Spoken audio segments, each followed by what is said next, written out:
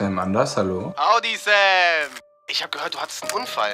Was machst du denn schon wieder? Ja, wir haben jetzt so einen Neuen in der Mannschaft. Der haut einfach auf alles drauf, was sich bewegt.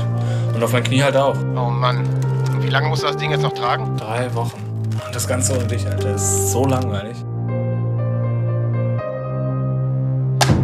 Moment. Du siehst mich doch, oder? Wie soll ich das denn machen?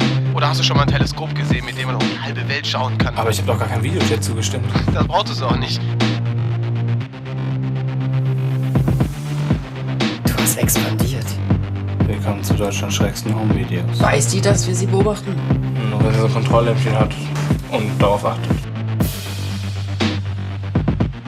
Du bist doch gut in Informatik, oder? Nein. Ich wollte dich eigentlich nur fragen, ob du mir ein bisschen Nachhilfe geben kannst. Ach so. Ja?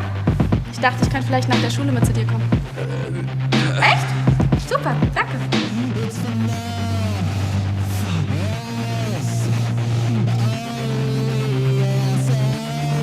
Ich habe dir gestern nicht von dem Streit erzählt, den ich am Sonntag zwischen Aaron und seinem Vater bekommen habe.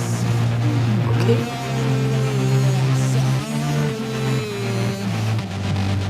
Was hat er denn mit dem Messer vor?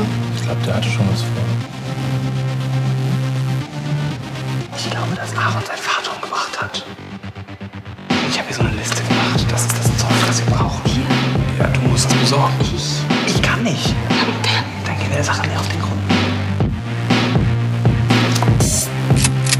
Wie lange willst du ihn jetzt beschatten?